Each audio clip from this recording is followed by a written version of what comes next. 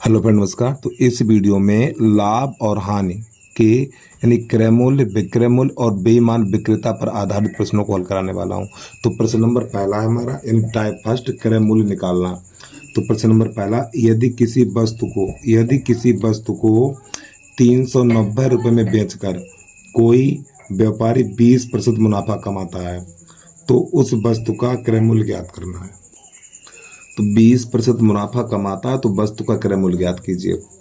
तो यहाँ पे हमें लिखना है क्रय मूल्य बराबर,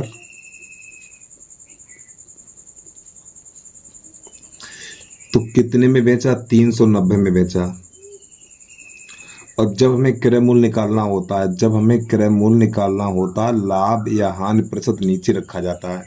तो देखो 20% का मुनाफा हुआ, लाभ हुआ तो 100 में जोड़ेंगे और हानि होती है 100 में घटाते हैं। तो इसको लिखेंगे हम 100/120 इस प्रकार। तो एक जीरो से एक जीरो कट जाएगी, 4 से काट दो, पहले 3 से काटो, 3 चौक 12 और 3 एकन 3, 3 त्रिका 9, फिर 4 एकन 4 और ये हो जाएगा 4 दूनी 8, 5 4 दूनी 8, 2 बचा हुआ 20 हो गया और 4 पंजे 20। तो यहाँ पे जो निकला है 13 गुणा 25। तो इसका जब गुणा करेंगे तो 13 पंजे 65 की 5 हासिल 6 और 13 दूनी 26 और 26 और 2 32। तो जो वस्तु का हमारा क्रय मूल्य है 325 रुपया है।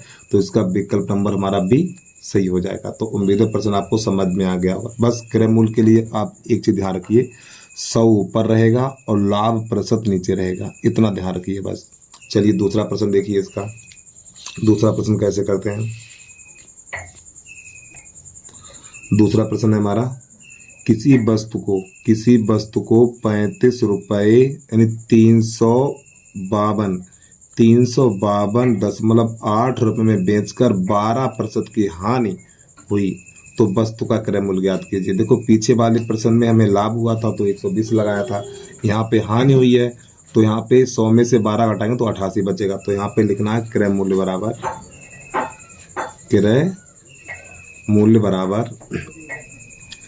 352.88 रुपये में बेचा है, ठीक है। अब यहाँ पे गुणा 100 और बटा, इसको हम क्या करें, इसको हम 12% हानि हुई तो 100 में से घटा के लिखेंगे तो कितना हो जाएगा, 88 हो जाएगा। अब ये काटिए, देखो इसका 10 मिटाएंगे तो यहाँ पे 100 का भाग लग जाएगा, ये 100 से 100 कट जाएगा। अब ये काटिए, 11 से काट दो पहले, तो ये हो जाएगा 11×8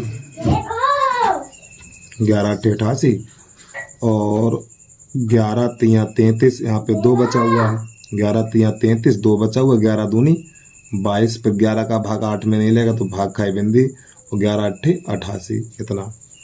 तो अब ये 8 से थोड़ा बचा हुआ लिख लो पहले, 3208 गुणा 1/8। अब 8 से काटो, 8 एकन 8, तो देखो 8 चौक 32, फिर 8 का भाग 0 में नहीं लगेगा, फिर 8 एकन 8। तो इसका जो आंसर निकल के आया 401 रुपया में वस्तु को खरीदा गया है। तो उम्मीद है प्रश्न आपको समझ में आ गया होगा। चलिए जल्दी से नोट करिए। अब इसके बाद आपको बताने वाला हूँ विक्रय मूल्य कैसे ज्ञात करते हैं। देखो क्रय मूल्य ज्ञात करने के लिए आपको बस यही ध्यान रखना, जो लाभ प्रतिशत होता है वो नीचे रखा जाता है, लाभ प्रतिशत या हानि प्रतिशत वो नीचे रखा जाएगा और 100 ऊपर रखा जाएगा। और विक्रय मूल्य में इसका उल्टा होता है। विक्रय मूल्य ज्ञात करने के लिए क्या करेंगे, लाभ और प्रतिशत ऊपर रखेंगे और 100 नीचे रखेंगे। तो टाइप नंबर 2 है हमारा विक्रय मूल्य ज्ञात करते हैं। कैसे करते हैं देखिए इसमें, तो यहाँ पे लिखा हुआ विक्रय मूल्य ज्ञात करना। तो प्रश्न है हमारा, किसी व्यक्ति ने 250 रुपये में एक साइकिल खरीदी, 250 रुपये में साइकिल खरीदी है, उसे वह कितने में बेचे कि 10% का लाभ हो। देखो लाभ के लिए 100 में जोड़ते हैं और हानि के लिए 100 में घटाते हैं। तो हमें क्या ज्ञात करना है, बेच यानी कितने रुपए में बेचे। तो यहाँ पे विक्रय मूल्य बराबर, तो यहाँ पे लिखना है विक्रय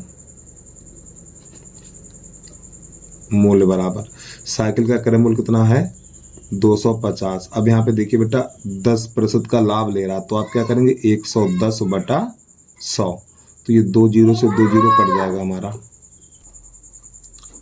गुणा करिए, 11 पन्ना 55 हासिल 5 और 11 दूनी 22, 5 27। तो जो इसका आंसर निकला है यानी कि 250 वाली चीज 250 वाली चीज 275 में बेचेगा तो उसे 10% का लाभ होगा। तो इसका विकल्प नंबर हमारा सी सही हो जाएगा। चलिए अगला प्रश्न देखिए। प्रश्न नंबर 2 है हमारा, कोई व्यक्ति 560 रुपये में एक साइकिल खरीदता है, यानी 560 रुपये में साइकिल खरीदी है, इसे वह कितने में बेचे ताकि 10% की हानि हो। घाटा उठा रहा है, नहीं नुकसान। तो चलिए कैसे करेंगे, तो यहाँ पे लिखेंगे विक्रय मूल्य बराबर 560 गुणा, यहाँ पे 10% की हानि हो तो क्या बचा 90, और 90 बटा 100। तो जो 2 जीरो से 2 जीरो काट देंगे, तो इसका गुणा करेंगे 9 छक्का 54 की 4, 9 छक्का 54 की 4 हासिल लगी हमारी 5, और ये 9 पना 45, 9 छक्का 54 की 4 हासिल 5, 9 पना 45, 45 और 5 50। ठीक, तो ये इसका आंसर आ गया। लास्ट वाला विकल्प हमारा सही हो गया। तो उम्मीद है आपको क्रय विक्रय के दोनों सवाल समझ में आ गए होंगे। अब आपको हम लेके चले बेईमान विक्रेता की तरफ। तो यहाँ से टाइप नंबर 3 है, जब बेईमान दुकानदार या बेईमान विक्रेता। समझिए प्रश्न नंबर पहला है, कोई बेईमान व्यापारी सामान को क्रय मूल्य पर बेचने का दावा करता है, लेकिन वह 1 किलोग्राम के स्थान पर 960 ग्राम ही तौलता है। लो, ठीक, यानी कि वह क्रय मूल्य पर ही बेचने का दावा करता है, लेकिन उसने बाट कम कर दिया, 1 किलो की जगह पे 960 ग्राम ही तौलता है। तो बताइए उसे कितने प्रतिशत का लाभ हुआ। तो इसके लिए एक हमारा सूत्र होता है, लाभ प्रतिशत बराबर कमी गुणा 100 और बटा तौल। देखो कमी का क्या अर्थ है, देखो हमारा जो 1 किलो का बाट होता है उसमें 1000 ग्राम होते हैं, 1 किलो के बाट में 1000 ग्राम होते हैं। तो 1000 ग्राम की जगह पे 960 ग्राम दे रहा है, 1000 की जगह पे 960 ग्राम दे रहा है, तो कितना कम तौल रहा है, 40, यानी 40 ग्राम कम तौल रहा है। तो वही कमी है। यहाँ पे क्या लिखेंगे, 40 गुणा 100 बटा तौल, और कितना तौल के दे रहा है, 960 रुपया तौल के दे रहा है। एक बार फिर समझिए आप, देखो यहाँ पे कमी शब्द लिखा हमने, ये जो हमारा 1 किलो बाट होता है उसमें 1000 ग्राम होते हैं, तो 1000 ग्राम की जगह पे 960 दे रहा है, तो कितना कम किया इसने, 40 ग्राम कम कर दिया, तो वही कमी लिख दी, और गुणा तौल जो तौल के दे रहा है। इसको हल कर दीजिए। तो यहाँ पे 1 जीरो से 1 जीरो काट दो। अब ये 4 एकन 4 और 4 चौक 16 और 4 चौक 16, फिर 4 से काटो, 4 एकन गलत कर दिया, 4 दूनी 8 होगा, 4 दूनी 8 और 4 चौक 16। अरे तेरी की यार, गलत हो गया, माफी चाहता, हटाओ इसको यार। देखो 40 गुणा 100 और बटा 960, ठीक, इतना जीरो से जीरो कट जाएगा। अब से 4 से काटेंगे, 4 एकन 4 और 4 दूनी 8, एक बचा, तो 4 चौक 16, 24 हो जाएगा। फिर 4 से काटेंगे, 4 छंग 24 और ये हो जाएगा हमारा 25। तो जो हमारी संख्या बची है 25 बटा 6, तो 25 बटा 6 को लिखेंगे, 6 चौक 24, 4 बार जाएगा, तो 4 सही 1 बटा 6% का लाभ हुआ। तो ये प्रतिशत का आंसर आ गया। तो प्यारे भाई थोड़ी माफी चाहता हूँ, यहाँ पे यार थोड़ी दिक्कत हो गई, ठीक है, ये इसका आंसर हो जाएगा। तो विकल्प नंबर हमारा 20 सही हो जाएगा। चलिए अगला प्रश्न देखिए। अगर ये कम समझ में आया है तो अगला प्रश्न और है, उसको भी देख लीजिए आप। ये पूरा 100% समझ में आ जाएगा। एक बेईमान विक्रेता अपने माल को लागत मूल्य पर बेचने का दावा करता है, किंतु 1 किलोग्राम के वजन के बजाय, यानी 1 किलोग्राम के स्थान पर 800 ग्राम के गलत वजन का प्रयोग करता है, तो उसके लाभ की प्रतिशत कितनी है ये बताना है। तो देखो 1 किलो के स्थान पर 800 ग्राम तौल के देता है, 1 किलो के स्थान पर 800 ग्राम तौल के देता है, तो हमें उसका लाभ प्रतिशत ज्ञात करना है।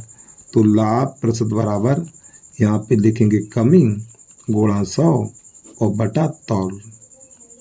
अब इसकी कितनी कमी है, 1000 ग्राम की जगह पे 800 देता है, तो कितना 200 ग्राम की कमी है, ये गुणा 100 बटा तौल कितनी है इसकी, तौल इसकी 800 है, तो यहाँ पे 800 लिख दीजिए।